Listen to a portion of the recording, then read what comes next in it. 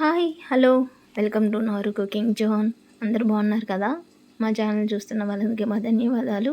ఈరోజు ఒక కొత్త వెరైటీ రెసిపీ అయితే తయారు చేసుకుందాము. ఇది చాలా వెరైటీ రెసిపీ అనే చెప్పవచ్చు. ఎందుకంటే ఏవైనా వేస్ట్ చేయకూడదు. మనం వేస్ట్ చేయకుండా అన్నిటితో కూడా రకరకాల డిష్లు చేసుకొని తిని ఎంజాయ్ చేస్తే సూపర్గా ఉంటుంది. ఇక మన వీడియోలోకి వెళ్ళిపోదాం.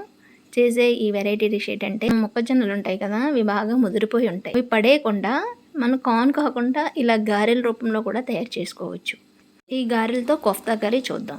ముందుగాన ఇవి బాగా ముదిరిపోయిన మొక్కజొన్న గింజలండి. అవి నేను మరకిచ్చి మిల్లికిచ్చి అవి ఇలా నూకలాగా ఆడించి తీసుకొచ్చిన నూక. ఇది కార్న్ నూక.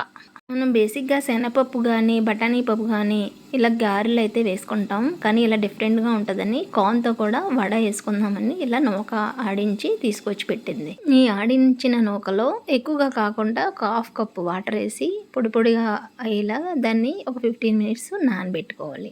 నానబెట్టిన ఆ నూకని తీసుకొని ఒక చిన్న మిక్సీ జార్లో వేసుకొని మెత్తగా ఈవెన్గా గ్రైండ్ చేసుకోవాలి. మరీ మెత్తగా అవసరం లేదు, బరకగా గ్రైండ్ చేసుకొని ఒక బౌల్లోకి అయితే తీసుకోవాలి. ఇలాగా నేను వీడియోలో చూపిస్తున్న విధంగా గ్రైండ్ చేసుకుంటే సరిపోద్ది. అందులోని ఒక హాఫ్ కప్ దాకా వరిపిండి, ఒక 2 స్పూన్స్ దాకా 2 or 3 స్పూన్స్ వరకు కార్న్ఫ్లోర్ అండి. రెండు మిశ్రమంలో చిన్న స్పూను అల్లం వెల్లుల్లి పేస్ట్, అలాగే రుచికి సరిపడా సాల్ట్, అలాగే ఒక పెద్ద సైజు ఆనియన్, చిన్నగా చాప్ చేసుకున్న ఆనియన్, 2 గ్రీన్ చిల్లీస్, అలాగే కొంచెం కరివేపాకు, కొత్తిమీర కూడా వేసుకోవచ్చు మీకు నచ్చితే. వేసుకొని మిశ్రమం అంతా కూడా బాగా కలుపుకోవాలి. ఇలాగా గారెల పిండిలాగా గట్టిగా అయ్యేంత వరకు. చూసారా ఈ వీడియోలో చూపిస్తున్న విధంగా. అలాగే ఒక స్టవ్ ఆన్ చేసి ప్యాన్ పెట్టి ఆయిల్ బాగా హీట్ చేసుకోవాలి. హీట్ చేసుకున్న ఆయిల్లోని ఇలాగా వీడియోలో చూపిస్తున్న విధంగా వడల రూపంలో వేసుకొని తయారు చేసి ఆ ఆయిల్లో వేయడమే. అన్నీ మనకి కడాయిలో ఎన్ని పడతాయో అన్నీ వేసుకొని కడాయిలో నుంచి అటు ఇటు బోత్ సైడ్స్ కూడా ఇలా టర్న్ చేసుకుంటూ గోల్డెన్ బ్రౌన్ కలర్ వచ్చే వరకు మనం ఈ కార్న్ వడాస్ అయితే ఫ్రై చేసుకోవాలి. ఇక ఇలా తిప్పుతూ ఉంటే అవి బోత్ సైడ్స్ కూడా బాగా కరకరలాడుతూ క్రిస్పీగా వేగుతాయి. By the by small request అండి, ఈ వీడియో చూస్తున్న వాళ్ళందరికీ నా ధన్యవాదాలు. ఇప్పటివరకు ఎవరైనా నా ఛానల్ని సబ్స్క్రైబ్ చేసుకోకపోతే ప్లీజ్ అండి సబ్స్క్రైబ్ చేసుకోండి. అలాగే మీ ఫ్రెండ్స్ అండ్ ఫ్యామిలీ మెంబర్కి షేర్ కూడా చేయండి. ఇది ఒకసారి మీరు కూడా ట్రై చేసి ఎలాగొచ్చిందో కామెంట్ రూపంలో నాకు కామెంట్ కూడా తెలియచేయండి. ఇదిగోండి బోత్ సైడ్స్ ఇలా టర్న్ చేసుకుంటూ మన కార్న్ వడాస్ అయితే బాగా ఫ్రై చేసుకోవాలి. ఇలా గోల్డెన్ బ్రౌన్ కలర్ వచ్చిన తర్వాత వాటిని తీసి వేరే ప్లేట్లో పెట్టుకుందాం. అలాగా మనం కలిపిన పిండి మొత్తాన్ని కూడా ఇలాగా చిన్న చిన్న వడల్లాగా ఇలా చిన్న గారెలా చిట్టి గారెలా కూడా వేసుకొని బోత్ సైడ్స్ కూడా బాగా ఫ్రై చేసుకోవాలి. ఈ వడల్ని మనం ఉట్టిగా కూడా తినేవచ్చండి, చాలా బాగుంటాయి.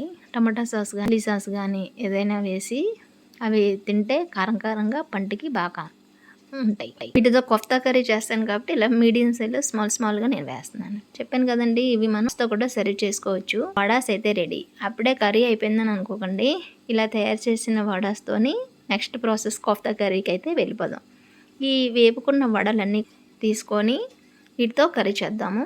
ఒక బౌల్ నిండా వాటర్ తీసుకొని ఈ వడాస్ అన్నీ కూడా అందులోని డిప్ చేసి 5 మినిట్స్ అలా వదిలేయండి. గ్రేవీ ప్రాసెస్కి అయితే వెళ్ళిపోదాం. ఒక మిక్సీ జార్ తీసుకొని 2 పెద్ద సైజు ఉల్లిపాయలు, సన్నంగా తరిగిన అల్లం ముక్కలు, ఒక 4 వెల్లుల్లి పొట్టు తీసినవి, 2 టమోటాలు, అలాగే కొంచెం బిర్యానీ మసాలా, ధనియాలు, జీలకర్ర, చెక్క, లవంగ, యాలకులు ఇవన్నీ కూడా వేసి బాగా మెత్తగా ఇలాగ ఫైన్ గ్రైండ్ చేసుకోవాలి. ఇది పక్కన పెట్టుకోండి. ఒక ప్యాన్ తీసి 2 స్పూన్లు ఆయిల్ వేసి ఆయిల్ని బాగా హీట్ చేయండి. అందులోని ఒక 2 బిర్యానీ ఆకులు, ఆ ఆకుల ఫ్లేవర్ అంతా వచ్చేదాకా ఆయిల్లో 2 మినిట్స్ నుంచి అందులో కొంచెం జీలకర్ర, అలాగే హాఫ్ స్పూన్ కొంచెం ఆవాలు వేసి బాగా ఫ్రై చేయండి. ఆ ఫ్లేవర్స్ అన్నీ ఆయిల్లోకి వచ్చేదాకా కాసేపు ఉంచిన తర్వాత అందులో ఒక 2 ఎండుమిర్చి కొంచెం చిట్పటలాడిన తర్వాత కొంచెం ఎక్కువ అవసరం లేదులేండి, కొంచెం ఉల్లిపాయలు ఆల్రెడీ మనం పేస్ట్ చేసాం కాబట్టి సరిపోద్ది. కొంచెం ఉల్లిపాయలు కూడా వేసి ఫ్రై అయిన తర్వాత మనం ముందుగా తయారు చేసుకున్న మసాలా అంతా కూడా ఈ ఆయిల్ మిశ్రమంలో వేసి ఆయిల్ అంతా కూడా బయటకు వచ్చేదాకా పచ్చివాసన పోయేదాకా కూడా సిమ్లో పెట్టి బాగా వేయించాలి ఈ గ్రేవీని. సిమ్లో పెట్టి వేయించడం వల్ల ప్యాన్ని వదులుతూ ఆ మసాలా కూడా ఈవెన్గా ఫ్రై అవుతుంది. మనం ఆల్రెడీ అవన్నీ తీసుకున్నవి పచ్చివే కాబట్టి ఆ పచ్చివాసన అంతా పోయేలాగా వేయించాలి. ఈ వేగిన మిశ్రమంలో 5 మినిట్స్ తర్వాత కొంచెం మనకి రుచికి సరిపడా ఒక స్పూను పచ్చికారం, అలాగే రుచికి సరిపడా కొంచెం సాల్టు, ఒక హాఫ్ స్పూన్ దాకా పసుపు కూడా వేసి బాగా ఆ మసాలాకి అంతా పట్టేదాకా బాగా ఫ్రై చేయాలి. ఇంకా చూసారా, ఆటోమేటిక్గా మసాలా కలర్ కూడా రెడ్డిష్లోకి వస్తుంది. ఇప్పుడే మనం ముందుగా తయారు చేసి పెట్టుకున్న కార్న్ వడాస్ ఉన్నాయి కదా, వాటర్లో నానబెట్టుకున్నవి, అవి వాటర్ అంతా పిండేసి ఆ మసాలాలో ఒకటి వేసి ఆ మసాలా అంతా కూడా కార్న్ వడకి బాగా పట్టేదాకా కాసేపు 2 మినిట్స్ దాకా ఫ్రై చేసుకోవాలి. ఇలా ఫ్రై చేసుకున్న ఈ కార్న్ వడ మిశ్రమం చూసారా, ఆయిల్ అంతా కొంచెం పైకి తేలింది. అందులోనే ఒక గుప్పెడు కొత్తిమీర వేసి ఒక్కసారి ఫ్రై చేయాలి. ఈ కార్న్ వడ కర్రీ అయితే చాలా టేస్టీగా ఉంటుందండి. మంచి పీచు పదార్థాలు, ఫైబర్ కంటెంట్ ఎక్కువగా ఉన్నాయి. ఈ కార్న్స్ ఇలాగా కర్రీలా తయారు చేసుకొని మనం పెట్టుకున్నామంటే 2-3 చపాతీలైనా ఈజీగా తినేయగలం. అలా రైస్తో కానీ రోటీతో కానీ సూపర్ కర్రీ. ఇలా ఫ్రై చేసుకున్న దాంట్లోని ఒక గ్లాసుడు వడలన్నీ ములిగే వరకు వాటర్ పోసుకోవాలి. వాటర్ ములిగేంత వరకు పోసుకొని లిడ్ పెట్టి ఒక 10 మినిట్స్ బాగా ఆయిల్ తేలే వరకు కుక్ చేసుకోవాలి. దీనివల్ల మసాలాలో కానీ వడాసులో కానీ ఏమైనా పచ్చిదనం ఉంటే పోయి మనకి మనం వేసిన ఈ గ్రేవీ మొత్తం వడకి బాగా పట్టి జ్యూసీగా ఉంటుంది. అంతేనండి, కార్న్ కోఫ్తా కర్రీ అయితే రెడీ.